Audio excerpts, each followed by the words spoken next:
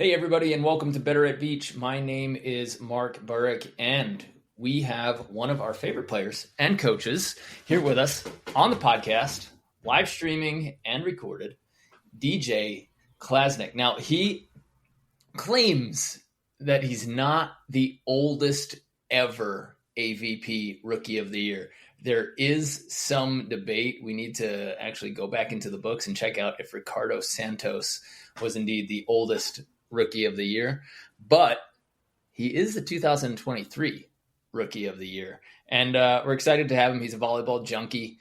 Spent a lot of time with him. He's a good buddy, and we just want to welcome him to the show. So DJ, what's up, brother? What's up, Mark? Thanks for having me, and thanks for a nice introduction. You just made me feel old. You are, man. It's becoming a young man's game, but you got the young energy. So your desire to still be out hour after hour doing, 3-person evening rep sessions. It's inspiring. Reminds me when I was chasing it and going after it. And it's important. I don't think people really, really understand what it could and should take to get to the top of the sport. Yeah, I feel that when you say it's a young people sport, I think the people who are good now, which is Swedish guys and Norwegian when they show up, they are young, but the thing is, like, they put in so many hours really early. And I was not, like, the reason why I have to put in the work now is I had no qualified coaches or pro beach players in Serbia to learn from. So, and another thing is we didn't have indoor facilities, so I only play beach volleyball during summer. So my time is limited. So in my, let's say, like 10, when I was 10 till 20 years old, I didn't really get the max that I could from the practices. So I feel I'm still learning, and I feel we're always going to keep learning. But I feel there's plenty of things I can learn and improve right now, where when I watch them, I see like, oh, they're already doing it. Like there's things that I'm trying to fix that they're already doing, even though they're younger, because they were taught the right way and spent hours and hours. Like Swedish guys started when they were kids, when I started playing indoor, So maybe instead of playing indoor, if I was those first 10 years playing beach, maybe I would be on a higher level right now, or at least higher, like a technical, strategic playing level. Let's play a game. Would you rather? Okay. So would you rather have the unlimited access to the coach of your choice right now, having the same life that you've lived, or would you rather have had 3 years with that coach when you were 15 to 18? That is a good question. I think I would rather have someone when I was 15. I did go through a lot, and I feel I learned a lot on my way.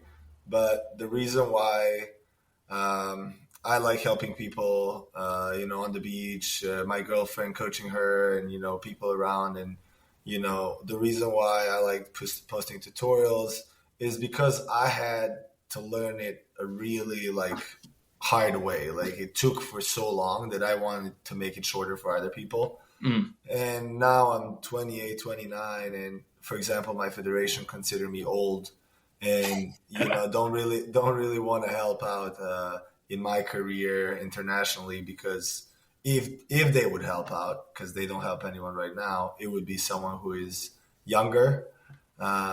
And, I just wish that if I could at least be on the level where I am right now, like eight years ago, that would be nice. It just took a really long time getting all the informations, learning from partners like yourself and Ricardo and Piotr and whoever I play with. I was really learning a lot. And, I would not change anything right now.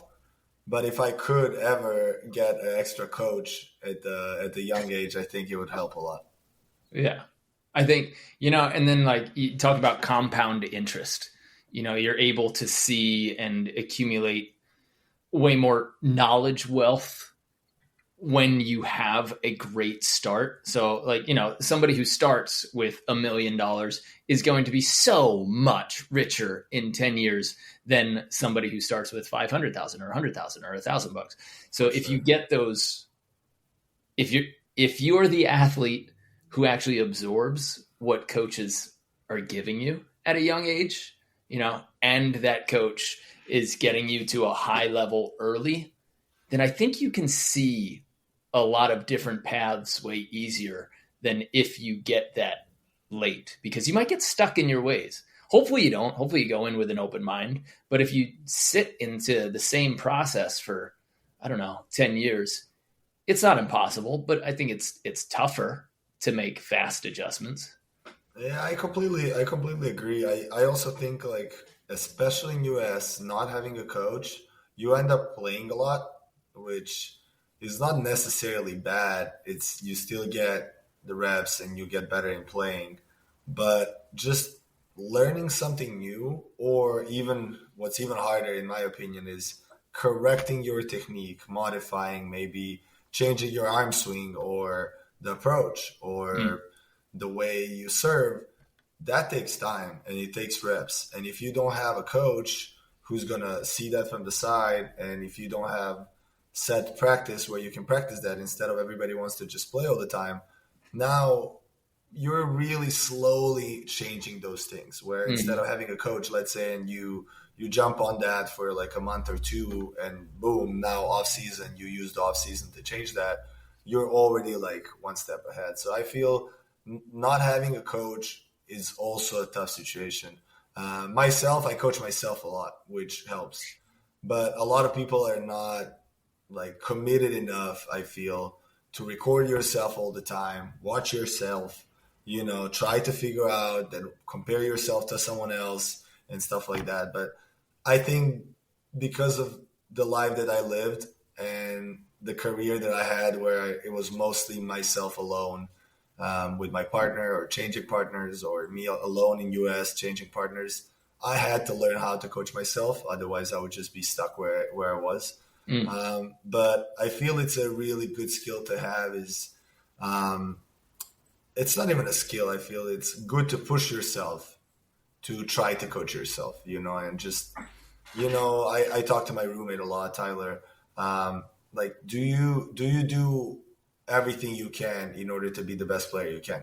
Like, did you watch your practice from today? Did you try to watch someone who, plays similar like you so you can learn from them? Like, if you did, and okay, now you practiced today, you went to gym, you watch your tape, now you can do whatever you want. You can play video games, you can, do whatever.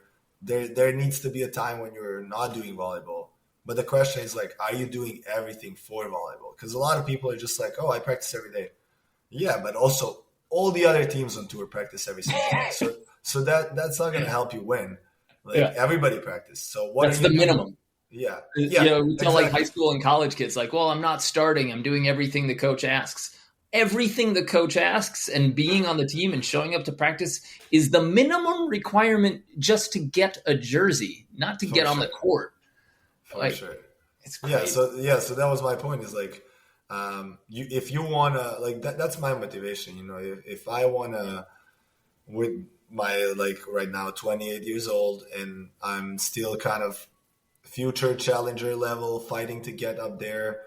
Circumstances, right? Not a lot of partners in Serbia. No, can't really practice with any of my partners because they live in Serbia.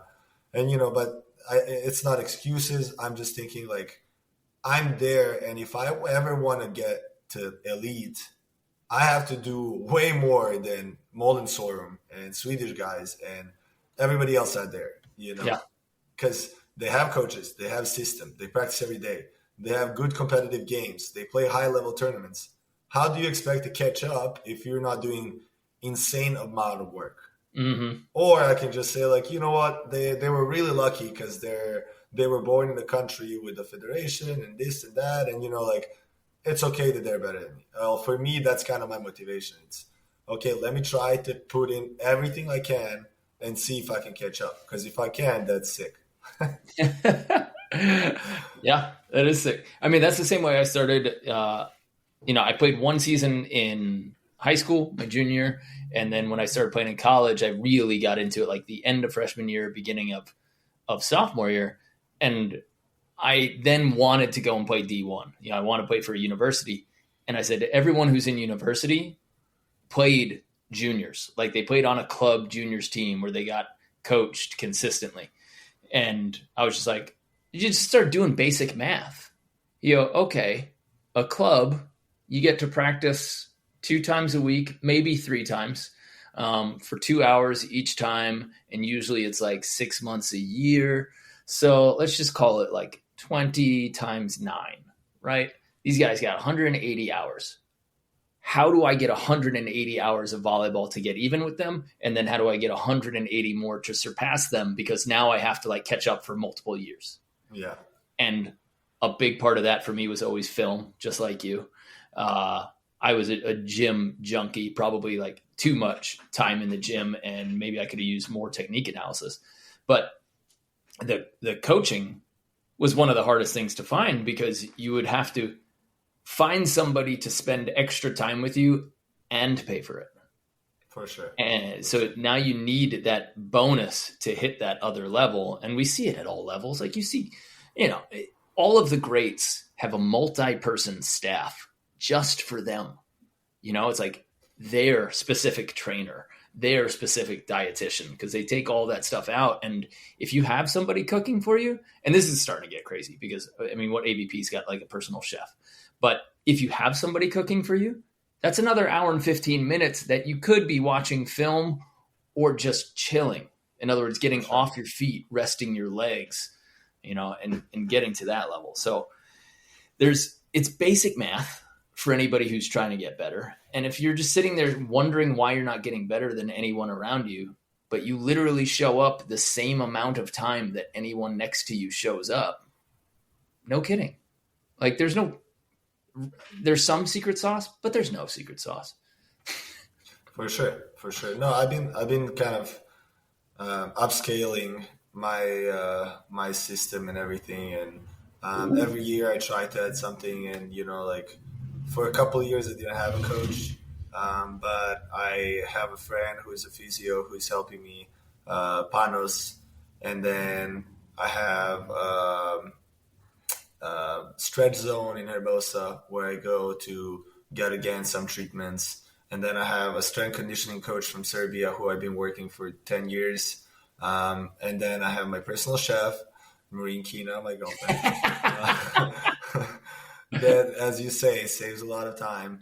And this year I also added a coach where I go with Abby currently a couple times a week. And then I coach myself a couple times a week, where I still have a hard time just doing stuff what coach wants, because in my head I already have something that I want to do.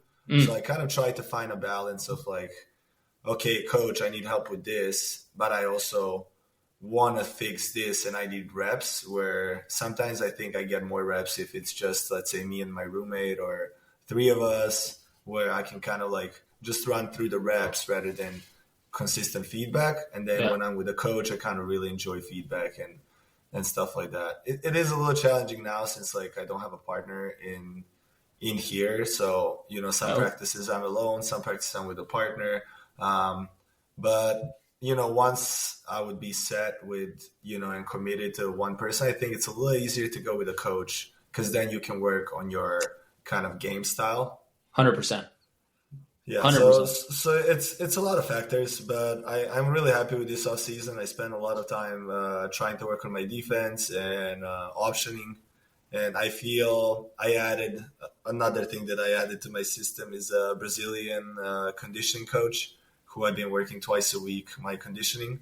So nice. Hopefully you're going to see me running for some shots this year. You chase shots? Yeah, well, we'll see. But I'm excited. It's been a really long off season. I mean, I'm a workaholic. I can practice volleyball every single day. But last tournament was, I think, half a year ago. And I'm really excited. I'm flying to Tahiti in 2 weeks. So where's the invite? I'm excited to play that world tour. I'm playing with Nemo Komar, if you know from. Oh yeah, okay. He used to live in Hawaii and now he's in Denver. So I'm excited. Just the season is starting. AVP is going to start in a couple months, and world tour. I'm going to probably go home to play a couple events in Europe and then back to play AVP. So plenty of volleyball, and hopefully like everything that I spend time in the off season can pay off. What are you adding to your game right now? So you said that like you're practicing, you're working on changing things. What are you changing at 28 years old? Who you've one of the best players in Serbia, probably maybe the best beach player in Serbia, and the only reason you're not getting consistent top 10 finishes on the AVP is probably because people can't travel internationally with you. Like, I don't know who wouldn't want you behind them as a defender. So that's one thing that's, I guess, hurting your stock, the fact that it's tough to play internationally. And so then somebody has to choose to basically have half a partner for the season. But aside from all that, what are you actually adding to your game or changing about it right now? And how did you get to that point? Yeah, that's a good question. Thanks for asking. As I said, I am a kind of a little workaholic, and I always try to change something. There's a couple of things. One big thing that I was trying to change for this year was not going forward or crossing my arms on the approach on the second step. Because I feel if you watch jump setters, it's mostly just arms back and then they're ready to set, which I feel like makes you way faster on approach and allows you to option. Then second thing was optioning, because I was always optioning my whole life. I would hit the ball that goes close to the net, but I never practiced. So I came to just realization I hit at least 1 to 2 ball per set on as an option, and I don't practice it. So I try to kind of like get a little more consistent with approach and, knowing what ball to hit, what ball not to hit. I practice at the beginning of season a little more jump setting, just if there's occasion, so I can use that. And then probably the biggest thing was changing my arm swing. I think from bow and arrow, that was before, where the left arm was up and right elbow was down. I tried to go a little more like snap, which Miles Partain does, and he sent out the link, the arm swing research that they did, and that most of the indoor players are transferring to that just because it's a little faster. So if you watch Miles Partain, his arms usually end up like kind of parallel loads, and then he sets or hits. This arm doesn't really go super high. So I've been kind of focusing to change my arm swing a little bit. And then I added kind of serve practice, where my serve usually goes too high over the net. So I try to go as close as possible, and if I can trickle, I would be the happiest. So I'm that guy that tries to serve trickler. Oh hell yeah! They ask you do you practice serving tricklers? I'm like, currently yes. I actually want to serve a trickler. Right. If I can serve a trickler, that means the ball is going to go as close as possible to the net, which means it's going to come as fast as possible to the other side. And it might actually surprise the other team, where usually my serves are kind of a little loopy, especially if I'm serving skyboat, then they're really loopy. Even if you're 50-50 with that, like teams at the AVP level, their side out for first ball side out is between 7 and 8 out of 10. For sure. So if you serve in, right, and it doesn't hit the net, they're at 75%, let's just say. If you get good enough at serving flat where you miss half of them and the other half hit the tape and go over the net for an ace, you're statistically so much better. Yeah, pretty much. Yeah. I mean, you still have to kind of find a consistency, but yeah, that was a couple of things, and then of course I was working on my defense, trying to go from flat foot to stand more on the toes, being able to grab the sand. Kind of, I think you were talking to Marine about that, and then Marine and I have been trying to figure out my body posture and leaning a little more forward. Still work in progress, but instead of staying upright, being more forward, more at the toes. And then kind of adding those Brazilian drills where I'm kind of like hovering and moving left and right, change of direction. So, I spent this off season really working on different things, trying to let's say what I have, upgrade that. just go to higher level on all the elements that I have, working specifically on the things that I feel are hurting my game. So I didn't really work a lot on my passing just because I consider myself a good passer. Still, obviously, I mess up some passes, but I feel I lose most of the matches because of, not hitting high enough or quick enough, because of, not digging enough. So I was kind of focusing on things that I feel can improve my results, because, it's time is limited. You're always going to feel there's not enough time. You cannot work on everything, so you have to really pick and choose. So I always try to analyze and choose the things that are primary problem, the main problem. Let's fix that, and then maybe later on, which is pretty much now 2 weeks before the season, I start working on passing again, just to get into that rhythm of pass set hit. Sure. But in the off season was mostly either free ball or a really easy serve, just so we can practice the progression, the approach, but not really focusing on the pass. Yeah. And you're getting those reps all the time anyway. It's not like your body, you're dialing into that touch every time you pass. And I think some of I forget who we were talking to, but they're the Brazilian style of coaching in terms of technique is more, we will fix it if it breaks your game, but if it's currently operating or functioning, we're not going to talk about technique. We're just going to rep it out until you feel it. And even if your hands are, facing backwards or they look like a shark when you pass, they're not going to fix it unless they see that it's costing you points. And I think it's pretty interesting, because then it gives you a way to attack the biggest problem, instead of saying, I need his technique to be thumbs together when he's passing. Well, all of his passing is perfect. He's bleeding points because he just keeps hitting low. So that's the one technique that maybe we'll focus on, and just getting somebody to hit as high as they can over and over and over without talking about their hands for passing, because whatever, doesn't cause an issue. And I think it takes a really mature coach to actually choose to do that. Yeah. To overlook something that he thinks is weird technically, but is it costing you the most points? And then it also takes, I think, a ton of patience in working with a player, because you have to be able to sit through 3, 4, 5 practices, watch a few matches, and then decide if this is the thing you want to fix.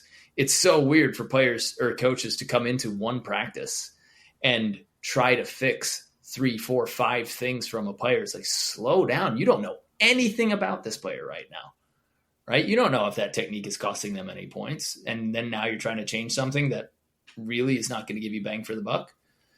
So I think coaches got to calm down and observe more.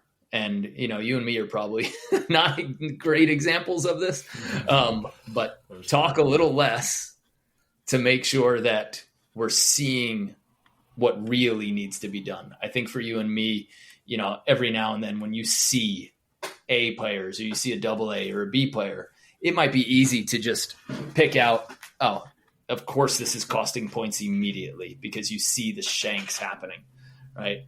But when you're talking about open players, people have played in college or gotten through college, pro players, you really got to calm that down for a few practices before you actually open your mouth and make a decision. That is true. Yeah, I'm definitely not a good example of that.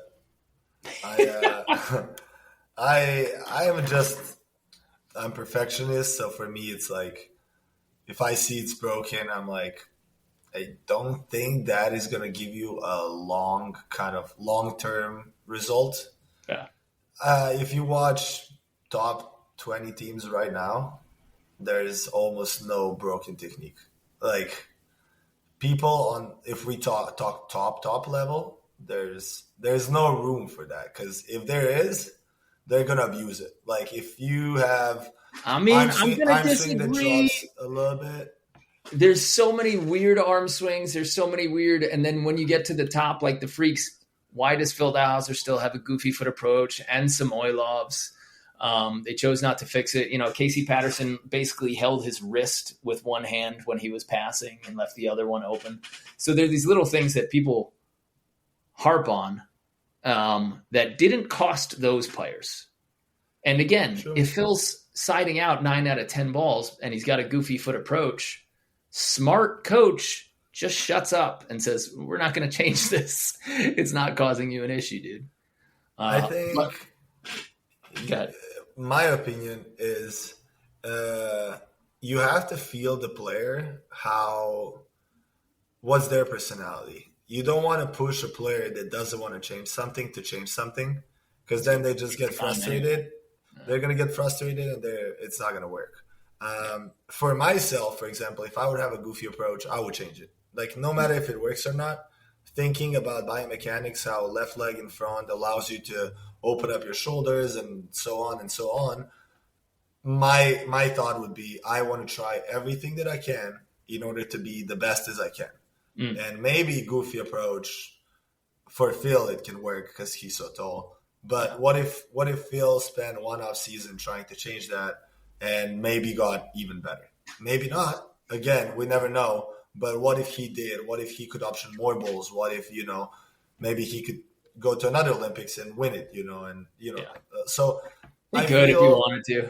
Yeah, I feel there's a room for improvement always, and it really depends on the person how willing they are to work on it.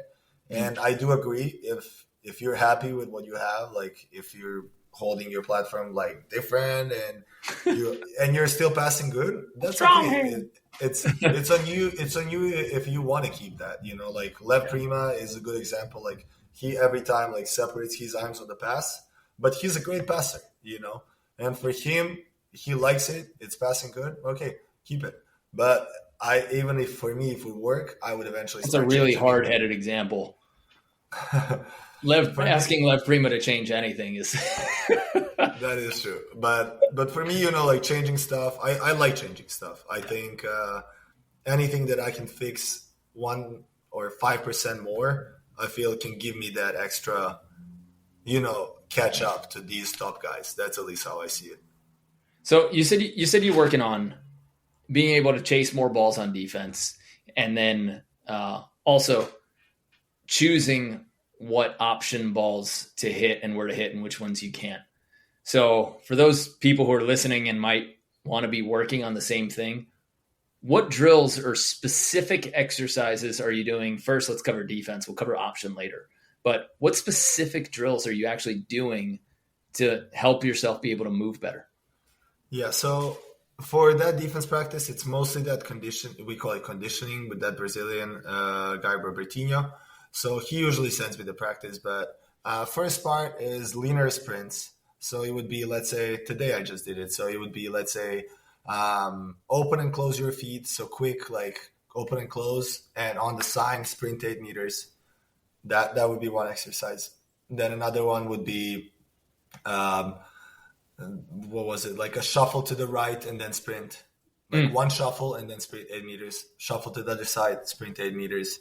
And then we would have, after that linear progression, which every practice it's a little different sprints, but it's linear, which means straight.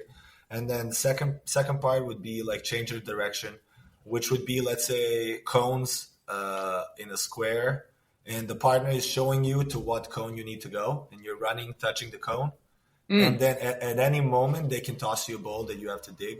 So I love that. So it's kind of like change of direction plus reaction. So you always have to look, looking on the other court. Which forces you to change the direction, and then once you see the ball, bail on whatever you're doing and start like running. That should be everybody's drill. If you could have 2 or 3 people constantly throwing balls at you while you do agility, and maybe I'm speaking from like my pain, because I so worried about the timing of my move, how this person was looking at me, the position that I was getting to, and sometimes I would miss very simple digs because I wasn't digging at all times at the same time that I was moving. It's like either I was moving and shifting or digging. And to marry those two so that you're constantly digging, no matter how you're shifting or moving, and you're constantly reading, that should be everything for defenders. I love that drill. Shifting and having people just throw balls at you so that you're constantly aware.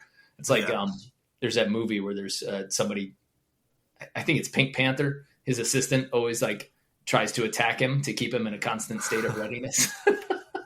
Yeah, I remember that. Yeah. I don't know what else. Like one of my favorite, which is really simple: put the cones in the straight line and just do zigzag in between, and your partner can toss at any moment. So kind of just moving zigzag, and then you have to run and get it. And usually we would do like 2 balls, so you would need to run and dig, and then get up and run to the other side and dig, just so we have that change of direction. Yeah. And to get more tired, which would kind of like represent, like you dig and now you have to hit. And then the last part would be volleyball related exercise, which would be pretty similar. So let's say a serve, a square, what we just talked about. So a square, dig 1 ball, and then a partner would toss you and you need to jump and hit. Or for example, a serve, jump over the rope, go under the rope, dig the ball, and then hit it. So something that is kind of like volleyball related, but still focused on you digging first and then hitting. Okay. But hitting would be kind of just because that's why it's called conditioning. Hitting would be there to work on a heart rate, so you can like recover a little faster and do another round, which would be, let's say, that timing between points that you would go to your service line or whatever, and now you need to play another point. So it sounds like you're not using live drills or like a player hitting a shot and then having you chase. You're not doing that as much to get better at that situation. It's more preparing your body. Yeah, so this part is like the conditioning part is mostly like, I mean, you're still chasing balls that your partner tossed. You don't really know where it's going to go, but it's mostly kind of fixing technique again, kind of how your body's going to position, how do you shuffle, what angle do you take, like how are you using your feet when you're running to dig the shot, the touch, what touch you're using to dig that ball, so once that ball actually comes in the game, after so many reps that I did in the off season, once I actually have a chance for dig, usually it's a better dig than it was before.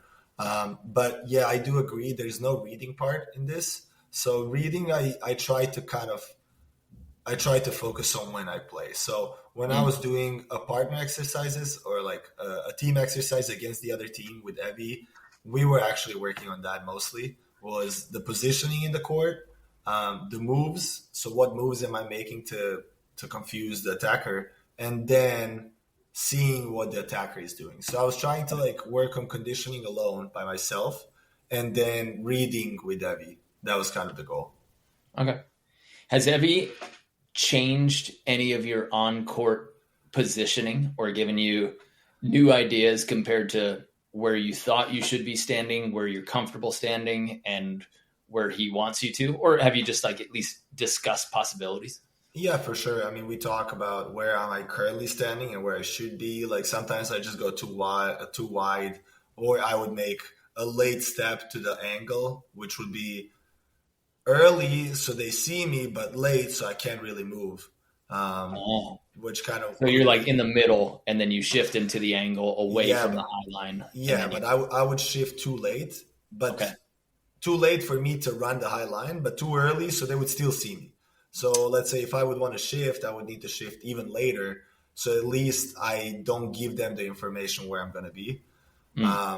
Like Hayden used to run that a lot. Like I watched his tape recently. He used to run middle to middle and just bail in the last second. But if you make it late enough, it's just hard to know where. It's like 50-50, And again, talking about highest level, I swear that for me, 50-50 is higher chance than me being on angle. When I'm on the angle, I dig maybe 20%, where 50-50 is, talking math, way better chance for us to get a dig than 20%. Just people right now are, hitting too high, like shooting really accurate.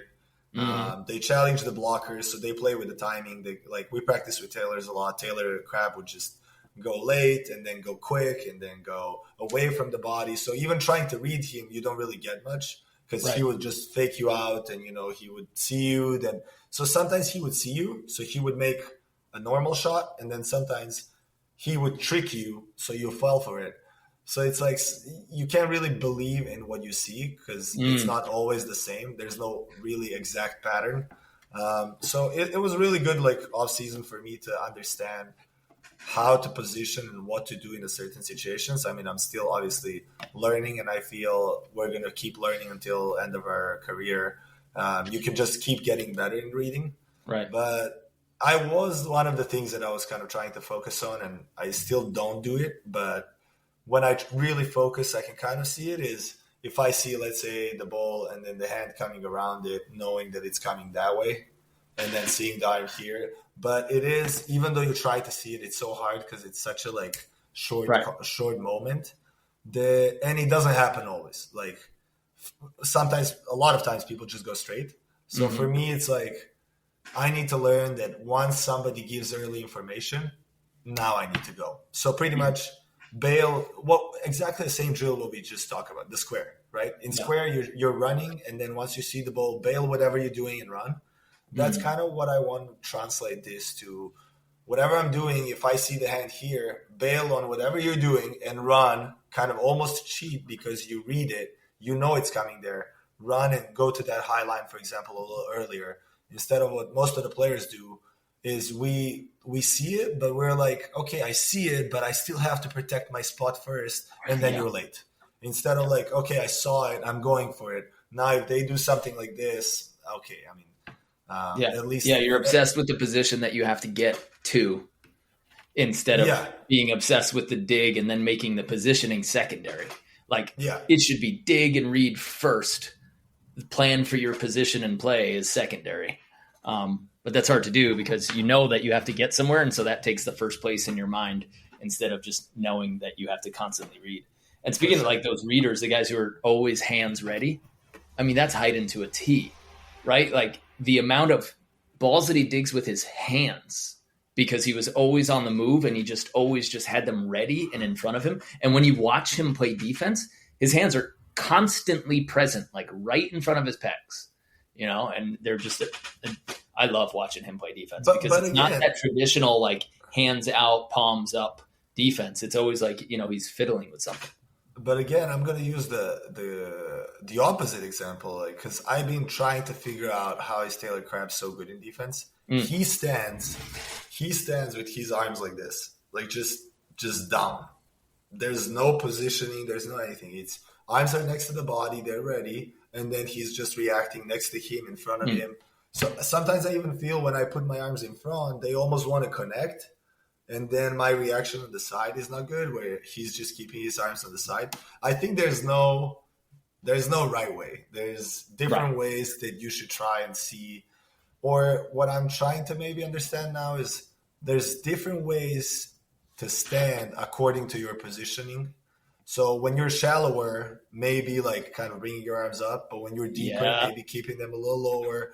When you're, let's say, bailing on the line on an angle block, maybe already turning your arms on the side rather than just staying neutral. Yeah, I feel there's defense is so complex. Like the more I'm trying to learn, the more I'm understanding. Like I'm bad in this. And then my girlfriend Marine, she's always saying, "You're a great defender. Like you're just hard on yourself." And I say, I do agree that I can dig. Like I would not be here if I don't know how to dig. Like obviously, I don't think about myself that I'm bad, but I think about myself that I'm bad because I see how many improvements I could make and how many digs I could make more if I could fix technique. So we're not even talking about other teams doing great. Okay.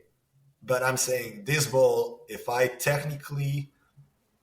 approach this technically the right way, I would dig it. If my arms were ready, if my body was turned, if I slide 1 second earlier or later. And that was the main focus on the off season, is learning these things. And I feel we covered that 10% of it.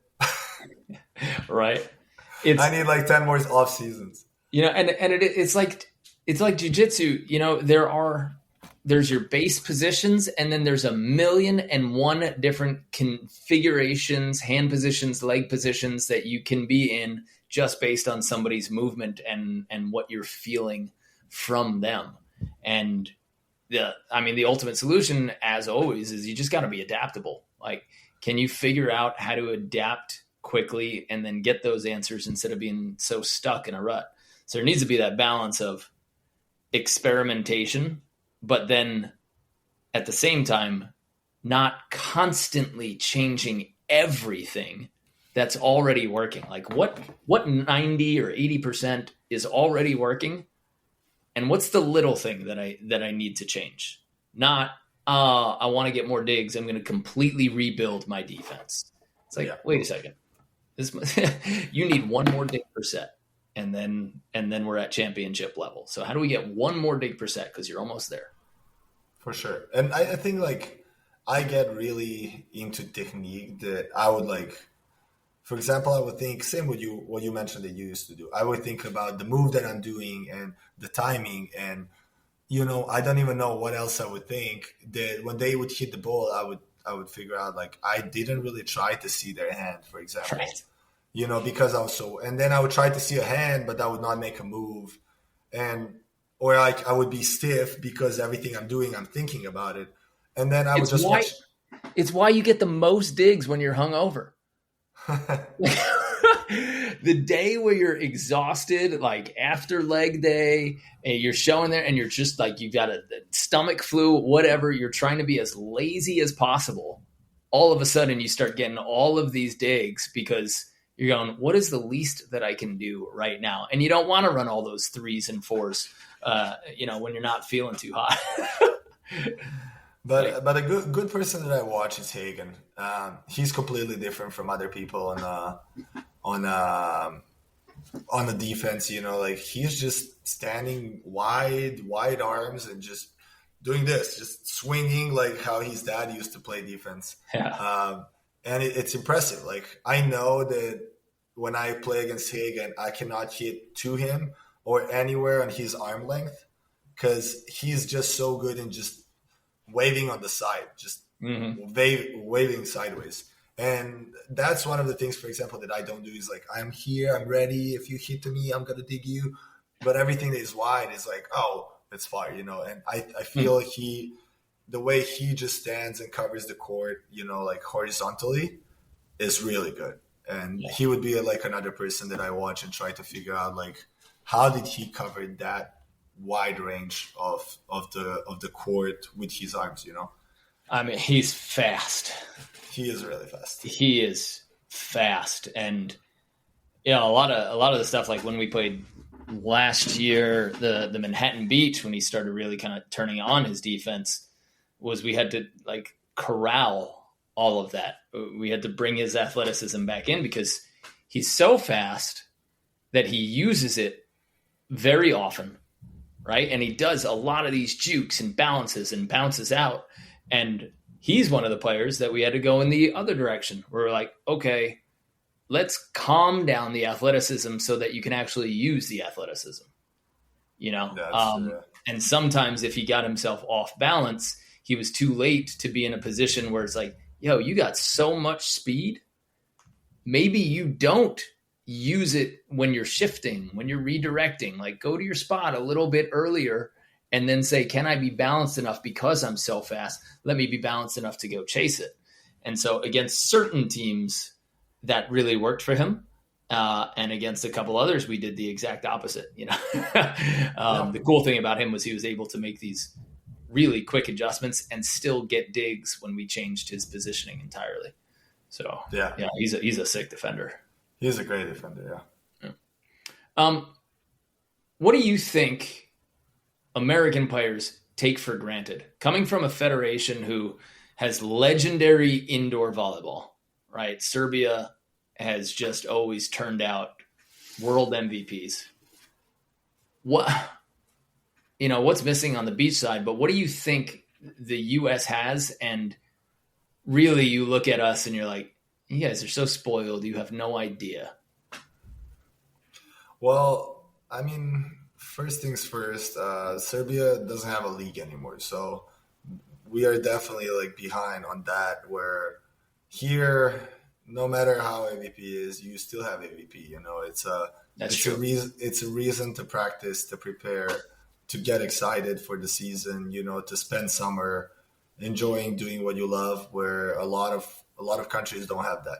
I think AVP is, no matter in what shape AVP is, it's still the best tour in the world, probably AVP and Brazilian tour. But AVP is just, I got to play it finally like a full year last year, and it's just something. It's a special place, They treat volleyball players the right way, and I'm not even talking about AVP as AVP. I'm talking about fans, and you just feel special. You feel that that you're someone in the sport, And coming from Serbia, where beach volleyball, like, we don't have facilities to practice during winter, so beach volleyball is not a real sport. You can't say I play beach volleyball when you cannot play it full year.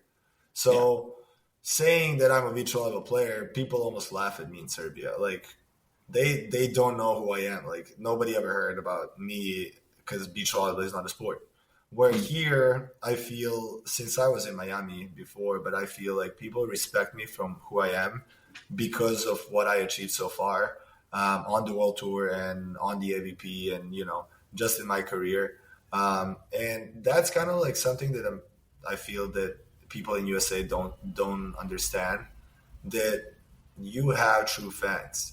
They make you feel as a beach volleyball player. They make you kind of feel your success, you feel confident. You're like, damn, I'm a good player, Where, like, coming from where I am, like, you're winning and you're still feeling like you're no one because you're watching people on the World Tour and you're just trying to be as them, but you don't get no recognition from the country where you are, So that's definitely one thing that I feel people here don't understand enough, how fans are valuable in the whole, and AVP in the whole thing for us to be a beach volleyball players. Like, without AVP and without a league, there's no fans. You're not a beach volleyball player. You're just trying to play on the World Tour, and it's really little. So I think that's big. And then I think a chance to play, coming from the country where I am, where salaries are really low. We could not afford to fly to multiple international tournaments. So we would play Europe, and we would maybe have enough funds to go one tournament to Australia or to China, and that was it. Where I'm pretty sure everyone here can afford to travel and play any tournament they want. China, Australia, Thailand, doesn't matter how far is it. People can go. So I feel everybody's just like, oh yeah, I'm going to World Tour. Like, we've been practicing for a month, where for us was like, we've been practicing for a year because that's our only chance, to get points so we can play next year. So we would practice every single day, sometimes twice a day, like, we would really go for it. Where here, there's only a couple of teams that actually do that. And there's a lot more teams that consider themselves like, oh, we're competing on the World Tour and we're doing this and that. But for me, it's like, if you want to compete on the World Tour and if you want to achieve this, like, you got to respect yourself and you got to, give everything you can. And, sometimes I just feel people here like, oh, I'm partying and, I practice twice a week and now I'm hangovered and, like this and that. And it doesn't feel professional enough. And it kind of makes me almost upset because we never had that. Yeah. Where I'm like, guys, you have all these opportunities. You have money to travel. You have good weather to practice every single day. And you're like barely using your chances. Like, I am happy now that more and more teams are going to World Tour. Like Jake Ritia just went and Joyner went and, like Logan and Hagen are going to Challenger. And, like there's multiple women's team that practice with Marine here on the 8th Street. They just went to Australia and New Zealand. And now you can see more teams kind of going for it. And for me, it's like, why wouldn't you go? Like, you practice every single day or at least 3 times a day.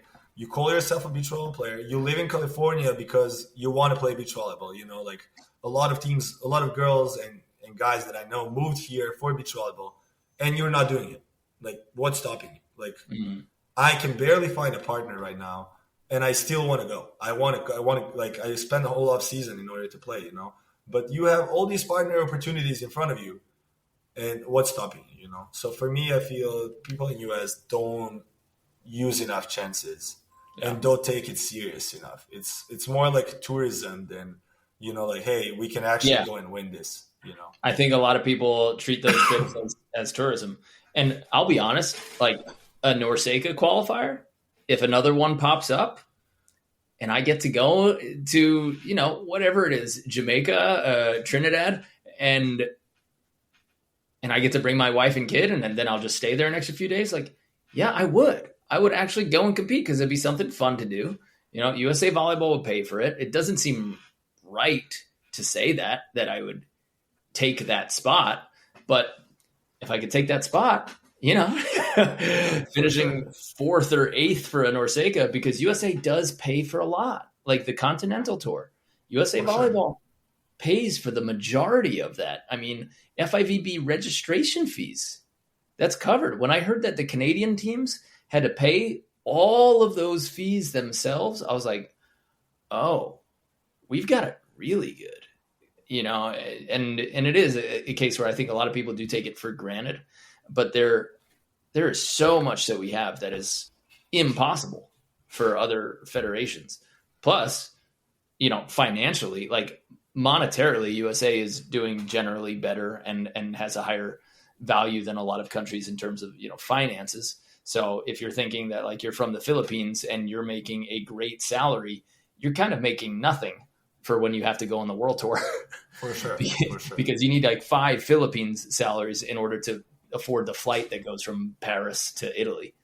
Well, that's exactly what I said for Serbia, and just for the listeners to know, like, we don't have federation. Like, our federation is Indoor Volleyball Federation, and Indoor Volleyball is so big that we don't have Beach Volleyball Federation, and we don't get the support. Like, currently there's no one team in Serbia that is helped by federation. Like, no guys, no girls, no help for federation. And even it went further where they actually didn't sign us up for Olympic qualifier. So we didn't even get a chance to compete for Olympics on the Continental Cup because our federation didn't sign us up. So just thinking, like, you told them to sign you up and they didn't, or they sign us up every single time so far. And now when the pools came out for Continental Cup, we were not on it. And we asked, like, what's going on? And they're like, oh, well, we didn't sign you up. Oh my God. Yeah. So just, like, understanding how your federation is not the worst federation. And there's always, like, you talk about Cuba and you talk about, I know multiple federations that have problem with their players. Like, USA is doing really well. And that's what I'm saying. Like, teams should use that chance to compete internationally, wear the jersey with the flag of your country, and, just it's a special place. Like, there's nothing in the world that I like more than wearing the jersey from my country, and, competing and representing. I've got a Serbian national team jersey. Yeah. Nice. Ante Šuker. Oh, no, that's not Serbian. My bad. That's Croatian. I've got a Croatian team jersey. Yeah. It's still, yeah. Yeah. Pretty similar thing. Still Balkan. Yeah. Balkan national team. Do you think that the Florida beach volleyball culture is better than California? Like, if you think that somebody needs to move, so somebody's, let's call it in the Midwest, at Grand Sands Volleyball, right? They're sitting in Cincinnati and they should move to Florida or California. Where would you tell them to move? Well, do you know any coaches in Florida? I know a few. Except JM, who moved now there. I don't see any coaches there. They're actually, like, for me at least, or let's say for me to recommend for Marine, worth moving there. When I used to live on South Florida, there was no coaches who were actually, like, open level coaches. Okay. There's a couple of coaches for youth. I know Dave Palm is there for youth, and couple of, like, I think quality players who are coaching, but open level, there's not really that many coaches. Where definitely California has some Brazilians and a couple of other coaches. Evie's there, you coach sometimes, and there's definitely, like, people who have the knowledge, coaching knowledge and playing knowledge, that I would recommend anyone if they want to live anywhere to pursue the beach volleyball thing. It's here. And I've been hovering around here. Like, we were in Playa and we were in Huntington and now we're in Hermosa, and it's not even close. Like this is completely different living in Hermosa and being able to, like practice every single day in this Walk out the environment. door. Yeah, it's just completely different. So I would recommend it to anyone who want to pursue the dream, that I understand now why they were always saying like, oh, you need to move there. Like since the first year when I was in Florida, they were like, oh, you need to go to Hermosa. Like you came all the way to America, from Serbia. Why didn't you just go the extra 3,000 miles, dude? Yeah. But, found my way. Yeah. And it's for sure. I mean, cheaper cost of living is an argument that has to be talked about. You can't afford to be in Florida much longer, whereas out here it's getting tougher and tougher, man. I don't want to move. I'm in a nice lease, and I'm not trying to move anytime soon, because if we move to a smaller place, we're going to pay way more than our current rent is. So it's not getting easier to live here, and that's what's so shocking. I don't know. I wonder if beach volleyball players here would be better, because everybody's got a backup plan. So many of these guys have a backup plan. The last guy who I knew didn't really have a backup plan was Rosenthal. Like volleyball. That was it. It's what he wanted to do. And then he started, playing some golf later on. But no backup plan, went 100% after it. Everybody else has kind of got something in the works. They're understanding an audience. They're understanding sponsors. They're coaching on the side. They're getting like little accounting jobs and stuff like that. But I think that also hurts you. I mean, I know it hurts you to have an available backup plan. It hurts your volleyball game, but it does leave you prepared in case it doesn't work out. So you got to choose one of those. I think you're one of the guys that came and you said, I don't have a backup plan. I'm going there for volleyball, and I'll do some other stuff along the way so that like when I grow up, I'm there. And now you're getting your degree in software tech. Yeah, what do you do? You're a geek, right? That is my backup plan. I finished my bachelor's in software engineering, and then when I moved here, I said, okay, I'm not going to waste 2 years. I'm going to spend on my master's in computer science. Yeah. But my backup plan is I think good enough that if this all fails, I can still find a job and live a good life. But I do agree with you. Like, it is kind of like you're almost hesitant in what you're doing, because you're like, I don't know, I have this waiting for me. Like, how long do I want to play this? And then, people around you, some people, obviously, there's always some people like that, are like, how long you're going to keep doing this, like how long you're going to keep playing the sand. But, I feel it really depends on the person, how passionate you are and how much you want it. For me, there's no place that I feel like on the court, So for me, as long as I can play and I want to play, but like, you cannot just expect that beach volleyball is going to give you life in the end. Like once the kids are there and once you have family, it's definitely not sustainable. So you change have it to real have, quick for me. Yeah, Change you have my to have priorities something immediately. Yeah. So you definitely have to have something that is like ready for you if you want to actually have family and stuff. If you want to live alone and, live that beach life forever, then maybe it's possible. But I feel all the players kind of planned that as well. Hey, who's been your favorite U.S. partner to play with so far? And you can't choose me.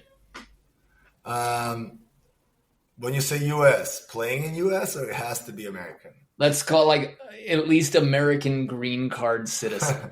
I would always choose. I would choose Ricardo no matter what. Like, Ricardo was by far like my best experience. Just that guy is, he's really genuine. Loves beach volleyball. Like he's, what I told you about not feeling anywhere, like how I feel on the court. That's him. Like I saw Ricardo after winning 3 medals celebrating a point in St. Pete on Beach Bum tournament. Like he was the most important point. And just like the joy that he would tell me, like, hey, next ball hit middle, and I would hit middle, and the joy that he would have because I listened and he worked. It's just like I didn't get that from other people. Just he's already achieved. So just for me, it was impressive seeing someone already who achieved everything still loving the game. And then on the other hand, obviously, like, he's a great player. He was a great mentor. Like, he kind of like explained me everything, and I consider him a good friend. So that was a great experience. But on the other hand, on the AVP, I don't know. It was fun, like, everyone I play with was fun, Yeah.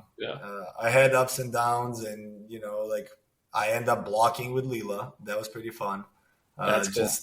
Just finding myself on the net, doing. You ended up peeling with Leela.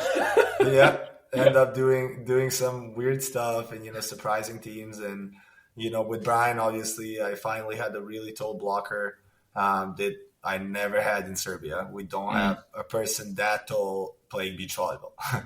It doesn't have to be good. We don't have a person that tall playing beach volleyball. So that was fun, kind of playing against behind the big blocker.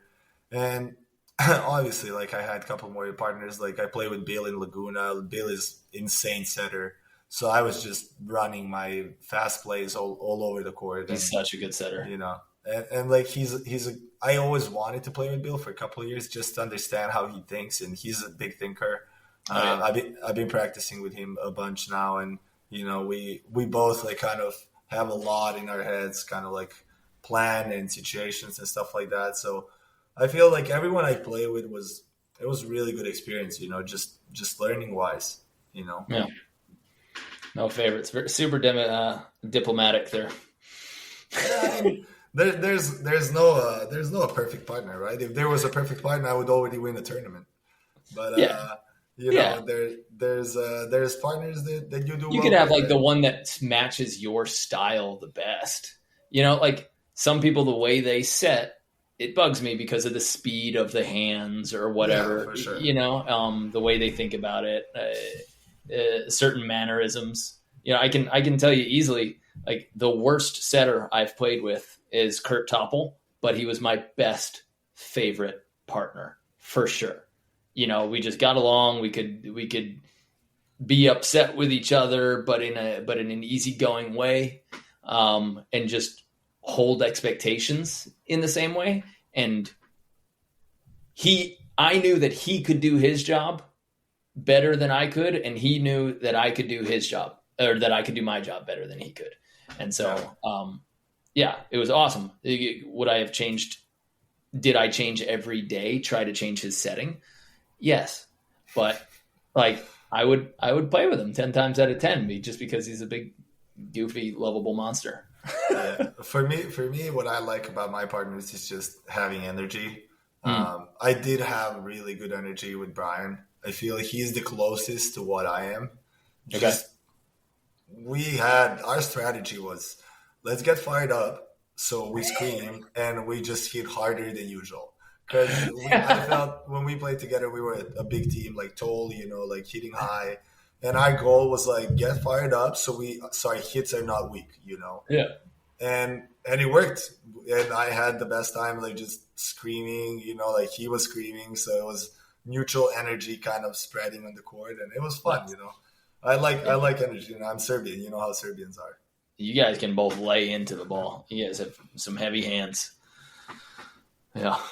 Quite different than me just hitting the outside pinkies of people's play. It's only on the last couple of years. I was always going for that. I mean, as an indoor outside, I was like, I came into my team as the defense and not passing guy, but the defense and serving guy. So I was there to, like, get digs, I guess, talk a lot of smack, and serve I could do. But when they set me, it usually meant our team was in trouble in some way. Like, we don't have our best options now, or they're trying to keep me warm for just in case, So I'd, like, see a double block or even a single block, and I'd be like, how do I use the hand? Because I don't know how to hit around people. And then I was able to take that. Like, I love getting those antenna sets when people just don't quite close down that antenna. Oh, it's my favorite. But nice. No, it's fun. And I got out there and played a little bit again, and now I'm going to the dyno in Hawaii, so that'll be fun. If anybody's listening and you guys are going to the dyno, I'll see you there. And I'll play some fours. But if you want to get out, don't hesitate to call. I'll say no 90% of the time, but but I like the invite to exercise, and I can still pass and set. So nice. Yeah. Well, good to know. Yeah. Get out in the sun and have Mackenzie do some motor learning watching us. All right, brother. We're going to head out. We'll wrap this up. Appreciate your time. How do people find you? What's your Instagram? What are any YouTube channels you got going? Just my first name, last name, DJ ORDJE, George Klasnic, and mostly use Instagram, a little bit of Facebook, but it's mostly for older people from Serbia, my family members, friends and friends of my parents, pretty much. But everything I do is usually on Instagram. It's a main social network where I communicate. Probably on YouTube soon again, kind of posting some videos, but we'll see. Kind of really, really busy with a whole green card and, preparation. And you saw how much technical stuff I have on my plate for the off season. Yeah, fixing a few things. Good. Yeah. All right, man. Great talking to you. Guys, if you are listening, we're going to let DJ go. But just before he does, we're going to tell you about some of the camps that we've got coming up. So April 6th to April 12th, we're going to St. Pete Beach in Florida. We've got a 6-day camp there. April 7th in Hermosa, we are going to have some fun with a Sunday 6-hour clinic. So come out and join. And a really big one, we've got so far 31 people signed up, which is insane to be this early and that many signups. But May 31st to June 2nd, we're going to be in Long Beach, Long Island in New York for a 3-day camp. And that thing is blowing up. If you are near or in San Diego and you are a man or a boy, we have a 3-day mini camp for men's B, A, and AA players in San Diego.